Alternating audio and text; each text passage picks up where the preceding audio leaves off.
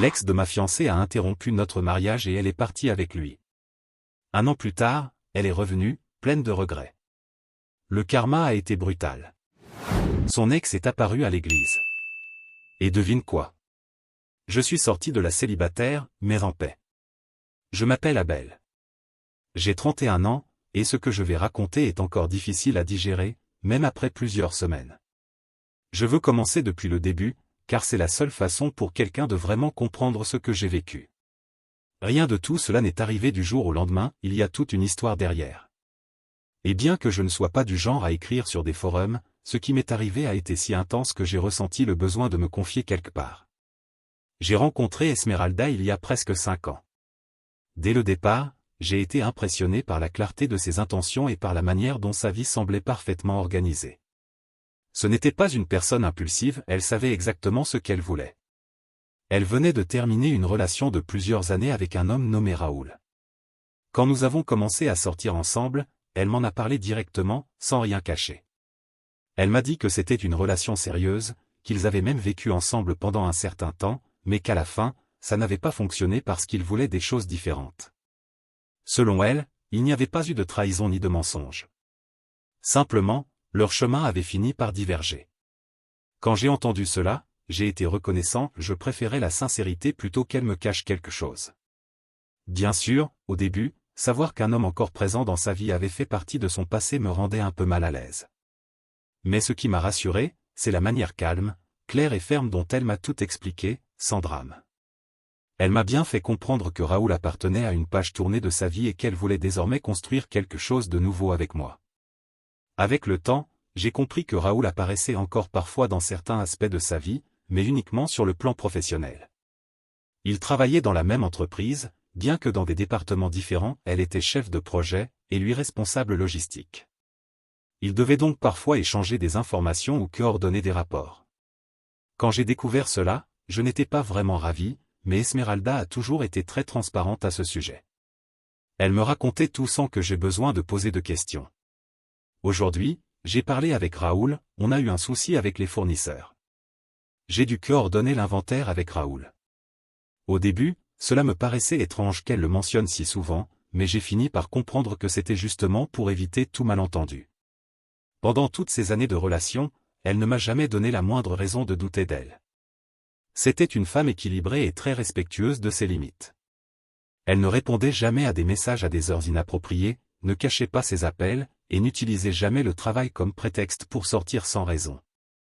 Au contraire, elle faisait tout pour me rassurer, elle me montrait l'avancement de ses projets, me parlait de ses réunions, des problèmes de l'entreprise.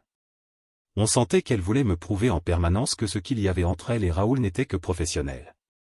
Je l'avoue, au fond de moi, je ressentais toujours un certain soulagement quand arrivaient les vacances, car cela signifiait qu'elle n'aurait plus de contact avec lui. Et un jour, 2 ans après notre rencontre, j'ai reçu la nouvelle qui m'a apporté le plus de paix depuis longtemps, Raoul avait démissionné. Il avait accepté un poste dans une autre ville, dans une plus grande entreprise, dans le secteur des importations. Je me souviens parfaitement du soir où Esmeralda me l'a annoncé. Nous étions à table lorsqu'elle a dit. Aujourd'hui, c'était le dernier jour de Raoul à l'entreprise. Il va travailler à Monterrey. Je ne sais pas si elle a remarqué mon soulagement, mais honnêtement, c'était comme si un poids énorme venait de quitter mes épaules. Non pas parce que je doutais d'elle, mais simplement parce que l'idée de savoir cet homme toujours dans son entourage m'avait toujours dérangé, même si je le cachais. À partir de ce moment-là, tout contact entre eux a pratiquement disparu. Elle ne l'a plus jamais mentionné, et moi, peu à peu, j'ai cessé de penser à lui. Avec les années, notre relation s'est renforcée. Esmeralda était tout ce que je recherchais chez une partenaire, mûre, travailleuse, attentionnée, avec un caractère fort mais juste. Elle savait poser ses limites, savait quand céder et quand tenir bon, et elle me faisait me sentir en sécurité. Ce n'était pas une femme qui jouait avec la jalousie ou les secrets. Avec elle, tout était clair. Et c'est précisément cela qui m'a poussé à franchir le pas. Je songeais depuis un moment à la demander en mariage, mais je voulais le faire d'une manière vraiment spéciale. Esmeralda avait toujours eu un rêve, visiter Hawaï. Depuis que je la connaissais, elle me parlait de ses plages, de ses paysages, de la beauté incroyable de cet endroit qu'elle voyait dans les photos et les documentaires. Elle disait qu'un jour, elle voulait marcher pieds nus sur le sable blanc et regarder le coucher du soleil là-bas. Alors, j'ai décidé que le moment de la demande serait lié à ce rêve. J'ai passé des mois à tout planifier en secret. J'ai économisé, organisé mon travail et tout préparé pour que ce soit une véritable surprise. Je lui ai dit que je préparais un voyage et je lui ai demandé de m'accompagner, sans trop de détails. Elle se doutait qu'il y avait quelque chose derrière. Après tout, je n'ai jamais été l'homme le plus spontané du monde, mais elle n'aurait jamais imaginé ce que je préparais. Nous sommes arrivés à Hawaï pour le voyage le plus important de ma vie. Je me souviens que, dès le premier après-midi, alors que nous marchions sur la plage, elle était complètement émerveillée par tout ce qu'elle voyait. Elle n'arrêtait pas de sourire, de prendre des photos, et me serrait dans ses bras toutes les 2 minutes en répétant qu'elle n'arrivait pas à croire qu'elle se trouvait vraiment là. Ce même après-midi, alors que le soleil commençait à se cacher derrière l'horizon et que le ciel se teintait d'orange et de violet, j'ai sorti de ma poche la bague que je gardais depuis des semaines et je me suis agenouillé devant elle. Je crois que je n'oublierai jamais l'expression de surprise sur son visage. Elle a porté les mains à sa bouche, a éclaté en larmes et n'arrivait presque plus à parler. Quand elle a enfin réussi à dire « oui », elle m'a serré si fort dans ses bras que j'ai eu l'impression que le monde s'était arrêté un instant. Ce voyage a été magique.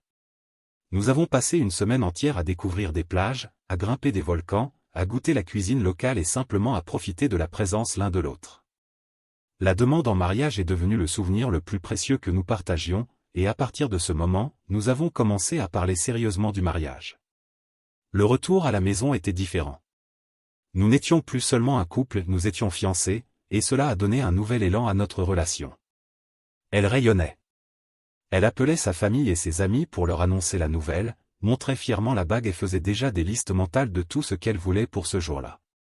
J'étais impressionné par son sens de l'organisation, il ne s'était passé que quelques semaines et elle recherchait déjà des lieux, des robes, choisissait le menu et pensait même à la musique. Je la soutenais dans tout, même si, parfois, je me sentais un peu dépassé par la quantité de détails qu'un mariage exige. Mais la voir aussi enthousiaste me remplissait de joie. Au fil des mois, les préparatifs ont pris forme. Nous avons trouvé une magnifique salle avec un grand jardin où la cérémonie devait se dérouler en plein air. La date fut fixée pour l'été suivant, ce qui nous laissait assez de temps pour tout organiser sereinement. Elle se réunissait souvent avec sa famille pour discuter des invités, des fleurs, des couleurs qu'elle voulait. Moi, j'étais chargé de la musique et de quelques négociations avec le traiteur. Je ne dirais pas que tout a été parfait, comme pour tout mariage, il y a eu des tensions et des disputes pour des broutilles, mais nous trouvions toujours un terrain d'entente. À mesure que la date approchait, l'émotion montait. Elle allait faire des essayages de robes avec sa mère, vérifier les invitations, parler aux fournisseurs. Je la regardais et j'avais la conviction d'être sur la bonne voie, d'avoir vraiment trouvé la personne avec qui je voulais fonder une famille. Mes amis disaient que cela se voyait sur mon visage, et même mes parents, qui étaient au départ un peu réservés, avaient fini par tomber sous son charme. Il était difficile de ne pas l'aimer. Esmeralda avait une personnalité captivante, une confiance naturelle, toujours sûre d'elle, toujours les mots justes. Pour moi, le jour de la demande à Hawaï avait confirmé tout ce que je ressentais, c'était la femme avec qui je voulais passer le reste de ma vie. Et plus les préparatifs avançaient, plus cette certitude se renforçait. Elle était tellement investie, tellement excitée par tout cela, que je n'aurais jamais imaginé que quelque chose puisse mal tourner. Ce que j'ignorais, c'est que derrière cette assurance se cachait quelque chose de son passé qui n'était pas complètement enfoui. Quelque chose que je croyais clos à jamais, mais qui allait refaire surface au moment le plus inattendu, le jour qui devait être le plus heureux de ma vie. 3 jours avant le mariage, Esmeralda a commencé à agir étrangement. Je l'ai remarqué dans de petits détails. D'abord, elle était plus silencieuse, distraite, et parfois absente, même pendant des conversations banales. Ce soir-là, pendant le dîner, elle m'a dit quelque chose qui m'a glacé le sang. Et si on reportait le mariage? Au début, j'ai cru qu'elle plaisantait, mais son regard sérieux m'a figé. Quand je lui ai demandé pourquoi, elle m'a répondu qu'elle ressentait des maux d'estomac ces derniers jours et craignait d'être malade justement le jour du mariage. Selon elle, elle préférait être en pleine forme pour vivre ce moment. J'avoue que j'ai été inquiet. Le lendemain, nous sommes allés voir le médecin pour écarter tout problème. Le docteur l'a examinée, lui a posé quelques questions, et a finalement dit qu'elle allait parfaitement bien, sans doute le stress de l'événement. J'ai voulu le croire. Je me suis même senti un peu coupable de ne pas avoir envisagé que le stress des préparatifs puisse l'affecter à ce point. En sortant du cabinet, je l'ai prise dans mes bras et lui ai dit de ne pas s'inquiéter, que tout irait bien, qu'elle devait juste se détendre. Elle a souri, mais d'un sourire faible, sans conviction. Les jours suivants sont devenus de plus en plus étranges. Pendant que je m'enthousiasmais pour les derniers détails, je sentais qu'elle était de plus en plus tendue, comme si elle portait un poids qu'elle refusait de partager avec moi. Elle se levait tard, évitait de parler du mariage, et parfois je la surprenais, immobile, le regard perdu dans le vide. Je n'ai pas voulu y prêter trop d'attention. Je me suis dit que c'était normal, tout futur marié passe par un tourbillon d'émotions. C'était notre grand jour, et j'étais convaincu que rien ne pouvait l'assombrir. Pour moi, tout allait bien. J'avais déjà réservé notre lune de miel, nous retournerions à Hawaï, l'endroit où se trouvait notre plus beau souvenir. Je savais à quel point ce voyage avait marqué Esmeralda, alors je me suis donné du mal pour planifier un séjour encore plus spécial, avec d'autres excursions, de nouvelles expériences afin de revivre la magie de ce moment où elle m'avait dit oui. En plus, mes amis et moi étions déjà en train d'aménager l'appartement que nous avions choisi ensemble. Nous avions visité l'endroit plusieurs fois. C'est elle qui avait choisi les couleurs des murs et les meubles principaux. C'était un lieu chaleureux, parfait pour commencer notre vie de jeunes mariés. Mes amis s'étaient proposés pour m'aider avec les derniers détails, afin que tout soit prêt juste après le mariage.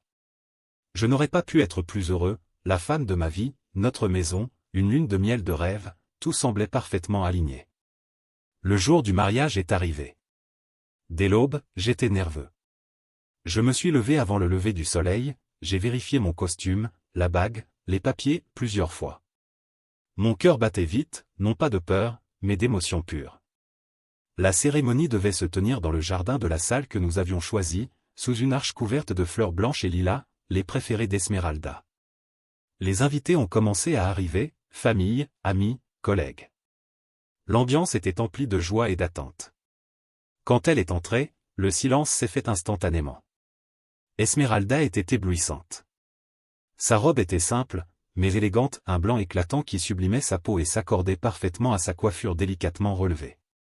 Elle avançait d'un pas sûr, et même si elle semblait un peu nerveuse, son sourire illuminait tout l'endroit. Quand nos regards se sont croisés, j'ai senti que tout prenait sens. Chaque pas de ma vie m'avait conduit jusqu'à ce moment. La cérémonie fut magnifique. Nous nous sommes regardés droit dans les yeux en échangeant nos vœux et, lorsque nous avons signé les papiers, une vague d'émotions impossible à décrire m'a envahi. Nous étions officiellement mariés. Elle m'a souri, m'a embrassé, et tout le monde a applaudi. J'étais convaincu de voir la joie sincère sur son visage, persuadé qu'elle partageait avec moi ce rêve devenu réalité. La fête a commencé dans la musique, les rires et la danse. Tout le monde célébrait, la piste était pleine, les toasts s'enchaînaient. J'étais entouré de mes amis, de ma famille et de la sienne. Tout semblait parfait, jusqu'à ce qu'en plein milieu de la fête, quelque chose se produise que je n'oublierai jamais. Soudain, Esmeralda s'est approchée de moi, m'a serré très fort dans ses bras et a murmuré à mon oreille. « Pardon, mon amour. » Je suis resté figé, sans comprendre. J'ai demandé. « Pourquoi ? De quoi tu parles ?» Elle n'a rien répondu. Elle m'a simplement relâché et s'est mise à courir vers la sortie de la salle. Au début, j'ai cru que c'était une blague, qu'elle reviendrait. Mais tout le monde a vu quand elle est montée dans une voiture déjà garée devant, moteur allumé. Le chauffeur a démarré en trombe, les pneus criant sur le bitume, sous les yeux de tous les invités. La musique s'est arrêtée. Les rires se sont tus. Un silence absolu a envahi le lieu. Personne ne comprenait ce qui venait de se passer. Désespéré, j'ai crié son nom et pris mon téléphone pour l'appeler. Elle a répondu. Tremblant, sans m'en rendre compte, j'ai mis le haut-parleur et sa voix brisée a résonné dans toute la salle. « Pardon, mon amour. Je déteste faire ça aujourd'hui, mais crois-moi, j'ai essayé. Je t'aime. Je t'aime vraiment, mais je n'arrive pas à effacer ce que je ressens pour Raoul. Il a été mon premier amour, mon premier dans tout. Et c'est avec lui que je veux être pour toujours. Je pars. Je ne reviendrai pas. » Le monde s'est effondré sur moi à cet instant. Tout le monde avait entendu ces mots. Mes amis, mes parents, ses parents, les invités. Personne ne bougeait. Je n'ai réussi qu'à crier. Pourquoi diable tu ne m'as pas dit ça avant? Avant qu'on fasse tout ça? On est mariés. Et maintenant? Comment on divorce d'une vie qui n'a même pas commencé? Mais elle n'a rien ajouté. Elle a juste pleuré et dit: Pardonne-moi, Abel. Puis elle a raccroché. Le silence qui a suivi fut brisé par les sanglots de ses parents. Je les ai vus s'enlacer, mais quelque chose dans le regard de sa mère m'a glacé le sang. Elle ne semblait pas surprise. Elle ne pleurait pas de confusion, mais d'une douleur retenue, celle de quelqu'un qui savait déjà ce qui allait arriver. Cette image ne m'a jamais quitté. Depuis ce jour, je soupçonne qu'elle savait. Qu'elle était au courant du retour de Raoul en ville ou peut-être qu'il n'avait jamais vraiment coupé les ponts. Je n'ai aucune preuve, mais je n'arrive pas à chasser cette idée. La fête s'est terminée en quelques minutes. Mes amis m'ont entouré, m'ont pris dans leurs bras et m'ont presque traîné dehors. J'étais sous le choc, incapable de comprendre ce qui venait de se passer. La femme qui, quelques minutes plus tôt, était mon épouse, venait de me quitter en pleine réception pour partir avec son ex. Devant nos familles. Devant tous ceux qui nous aimaient. Il n'existe pas d'humiliation plus grande. Nous sommes rentrés à la maison, et j'ai passé la nuit entouré de mes amis, qui se relayaient pour ne pas me laisser seul. Le téléphone ne cessait de sonner. Les messages s'accumulaient, mais aucun n'était d'elle. J'ai essayé de l'appeler des dizaines de fois, chaque fois avec l'espoir insensé qu'elle décroche et me dise que tout cela n'était qu'une erreur, qu'elle reviendrait. Mais elle n'a jamais répondu. Les jours suivants ont été un enfer. Je ne dormais plus, je ne mangeais presque pas. Je me réveillais la nuit pour vérifier mon téléphone, espérant un message. Je fouillais les réseaux sociaux, cherchant la moindre trace, une photo, un commentaire, quelque chose qui me dirait où elle était, avec qui, ce qu'elle faisait. Rien. Elle avait tout simplement disparu. La seule trace qui restait, c'était cet appel en haut-parleur, entendu par tous, comme une condamnation. Les semaines ont passé. Puis les mois. Rien n'a changé. Pas un message, pas un appel, pas même une tentative d'explication. Rien. Elle était simplement partie avec Raoul, celui qui, selon elle, n'était qu'un chapitre clos, un nom du passé. Le même homme qui, d'après ses propres mots, ne représentait aucune menace pour nous. C'est pour lui qu'elle m'a quitté le jour le plus important de nos vies. Je ne comprends toujours pas. Je me suis marié, nous avons signé les papiers, et en quelques minutes, mon mariage s'est effondré avant même de commencer. Il n'existe pas de manuel pour ça. Aucune façon d'expliquer le vide que cela laisse. Je me demande encore comment elle a pu tout cacher jusqu'au dernier moment, comment elle a pu planifier chaque détail, sourire pendant les vœux, dire « oui » devant tout le monde, en sachant qu'elle allait s'enfuir. Mise à jour. Cela fait maintenant plus d'1 an et demi que ma vie a basculé de la manière la plus humiliante qui soit. Je ne pensais jamais réécrire à ce sujet, mais l'inattendu s'est produit, Esmeralda est réapparue. Et même si je ne ressens plus rien pour elle, j'avoue que le simple fait d'entendre sa voix a réveillé des souvenirs que je croyais enfouis à jamais. Aujourd'hui, ma vie est différente. Après ce mariage désastreux, il m'a fallu des mois pour retrouver un semblant de normalité. Ma confiance en l'être humain était brisée, et l'idée même de retomber amoureux me semblait impossible. Mais il y a 6 mois, lors d'un voyage professionnel, j'ai rencontré Diana. Elle faisait partie de l'équipe d'une autre entreprise avec laquelle nous collaborions, et dès le premier instant, le courant est passé. Ce qui n'était au départ que de simples conversations s'est transformé en quelque chose de sérieux. Diana a une forte personnalité. Elle est franche, directe, mais aussi attentionnée et empathique. À ses côtés, j'ai retrouvé l'envie de construire quelque chose. Ce n'a pas été facile, mais elle m'a montré ce que signifie vraiment être une compagne de vie. Tout allait bien, jusqu'au jour où j'ai reçu cet appel. C'était un après-midi ordinaire. J'ai décroché sans regarder le numéro, et j'ai entendu une voix que j'ai reconnue immédiatement.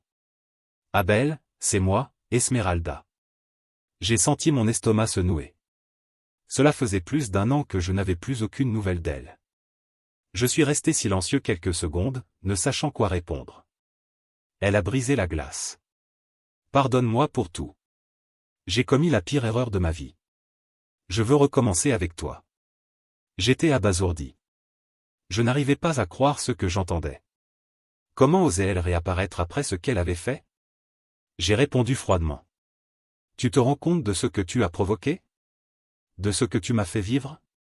Elle insistait, en pleurs, disant que tout avait été une erreur, que ce qu'elle ressentait pour Raoul n'était qu'une illusion, qu'elle s'était laissée emporter par la nostalgie et qu'à cause d'une mauvaise décision, elle avait détruit nos deux vies. Je n'en pouvais plus, a-t-elle dit. J'ai été clair. Non. Il n'y a plus rien à dire. Tu as fait ton choix. Maintenant, tu vis avec les conséquences. Et j'ai raccroché. Je pensais que tout s'arrêterait là. Mais je me trompais. Quelques jours plus tard, on a frappé à ma porte. Quand j'ai ouvert, c'était elle. Esmeralda se tenait devant moi et, je l'avoue, j'ai eu du mal à la reconnaître. La femme sûre d'elle, élégante, lumineuse, avait disparu. Devant moi se tenait une personne brisée. Elle avait grossi, ses yeux étaient ternes, son visage portait les marques de la défaite. « S'il te plaît, Abel, accorde-moi juste quelques minutes pour parler, » dit-elle d'une voix tremblante. Le problème, c'est que ce jour-là, Diana était justement chez moi. Elle a entendu la voix d'Esmeralda et s'est approchée pour voir qui c'était. Je n'ai pas besoin d'expliquer le malaise que j'ai ressenti. Je l'ai regardée et j'ai dit spontanément. C'est elle. La femme qui m'a abandonné devant tout le monde. Je m'attendais à ce que Diana se fâche, qu'elle me demande de refermer la porte. Mais, à ma grande surprise, elle a répondu calmement. Tu sais quoi? J'aimerais bien entendre ce qu'elle a à dire. Laisse-la entrer. Parlez. Moi, je reste en retrait. Et ainsi, Esmeralda est entrée chez moi pour la première fois depuis plus d'1 an.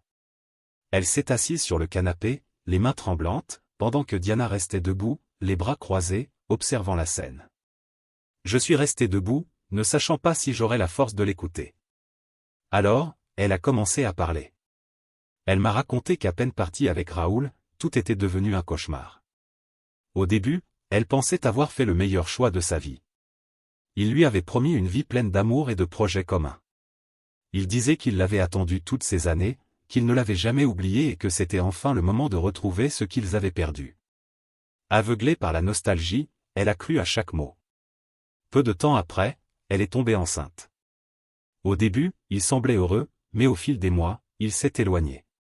Quand le bébé est né, au lieu de devenir une famille, il s'est tout simplement désintéressé de tout. En sanglotant, elle a raconté qu'il disparaissait pendant des jours, ne répondait plus au téléphone, ne donnait presque pas d'argent, et quand il était à la maison, il la traitait avec mépris. J'ai compris trop tard l'erreur que j'ai faite, dit-elle. L'homme que je croyais être Raoul n'existe pas, ou peut-être n'a jamais existé. Et au milieu de tout ça, j'ai détruit ma vie et la tienne. Elle me demandait pardon encore et encore. Elle disait qu'elle se repentait chaque jour, qu'elle avait perdu le seul homme qui l'avait vraiment aimé et respecté. Je sais que tu as quelqu'un, que je n'ai aucun droit de te demander quoi que ce soit, mais si tu as encore un peu d'humanité, aide-moi. Je ne te demande pas de revenir, juste de me sortir de cette situation. Avant que je puisse répondre, Diana a pris la parole. Sa voix était ferme, tranchante, presque moqueuse. Ma pauvre fille, t'es vraiment stupide, hein? Laisser un homme comme lui, ça relève de l'étude de cas. Regarde-le, Abel est beau, attentionné, fidèle, respectueux, il a un bon travail, il est stable. C'est le meilleur homme que j'ai jamais rencontré. Et toi, qu'est-ce que t'as fait? Tu l'as largué pour ton ex, celui-là même qui t'a sans doute promis le ciel et t'a offert l'enfer. Il t'a mise enceinte, t'a maltraité et t'a abandonné. Elle a secoué la tête et ajouté. Je ne ris pas souvent du malheur des autres, mais ton cas, c'est presque comique. Sérieusement, à quoi tu t'attendais? Puis elle s'est tournée vers moi. J'imagine que tu ne vas pas lui pardonner, n'est-ce pas, Abel? J'ai regardé Diana. Sa franchise était dure, mais juste. J'ai répondu calmement, avec fermeté. Bien sûr que non. Elle a fait son choix. À elle d'en assumer les conséquences. Ces erreurs ne sont pas ma responsabilité. Je ne vais pas porter un fardeau qui ne m'appartient pas. Alors, je me suis tourné vers Esmeralda et j'ai dit. Pars. Disparais d'ici. Elle s'est mise à pleurer. Incapable de me regarder, elle s'est levée, a marché jusqu'à la porte, et est sortie, humiliée, brisée, sans un mot de plus. J'ai refermé la porte et suis resté un moment silencieux. Diana a été la première à parler. Quelle pitié. En vrai, je voulais juste savoir comment allait se finir ce feuilleton, c'est pour ça que je t'ai dit de la laisser entrer. Mais c'est clair maintenant, il n'y a plus rien à faire. Je me suis assis, épuisé. Une partie de moi ressentait de la colère, une autre, de la compassion. Aussi difficile que ce soit à admettre, j'avais encore un peu de peine pour Esmeralda. Oui, elle a détruit ma vie autrefois. Mais elle a aussi détruit la sienne. Il ne restait rien de la femme que j'avais aimée. Ce que j'avais devant moi n'était plus qu'un avertissement vivant, la conséquence de ses propres choix. Et même si elle m'avait demandé de l'aider, j'ai compris que ce n'était pas mon rôle de la sauver. Elle avait choisi un autre chemin et maintenant, elle devait l'affronter seule. Cette nuit-là, j'ai longuement réfléchi. J'ai pensé à l'ironie de la vie. Un jour, j'ai cru que ma vie avait été ruinée par ce qu'elle m'avait fait. Mais aujourd'hui, je comprends que c'était une bénédiction déguisée. Si Esmeralda ne m'avait pas quitté, je n'aurais jamais rencontré Diana. Je n'aurais jamais découvert qu'on peut être aimé sincèrement, sans trahison, sans mensonge. La douleur que j'ai vécue était nécessaire pour me conduire là où je suis maintenant. J'écris ceci non pas par vengeance, ni pour exposer qui que ce soit, mais pour rappeler qu'il arrive que la vie nous frappe de la façon la plus cruelle qui soit, et pourtant, ces coups peuvent nous remettre sur le bon chemin. Je pensais que le jour de mon mariage serait la fin de mon histoire. Mais en réalité, ce n'était que le début d'une autre. Et aujourd'hui, après tout cela, je peux dire que je suis plus fort. Et que, même si je porte encore des cicatrices, je suis en paix. Commentaire Monsieur Reddit. Ah, le karma, toujours ponctuel, n'est-ce pas? Elle a troqué un mari stable, amoureux et fidèle contre un grand amour de pacotille et a fini par découvrir que le conte de fées se terminait dans un cauchemar. C'est fou comme certains ne réalisent la valeur d'une personne qu'après avoir tout détruit. Abel, lui, a gagné bien plus, la paix, la dignité et une Diana. Moralité, parfois, perdre quelqu'un, c'est juste la vie qui te débarrasse des déchets émotionnels.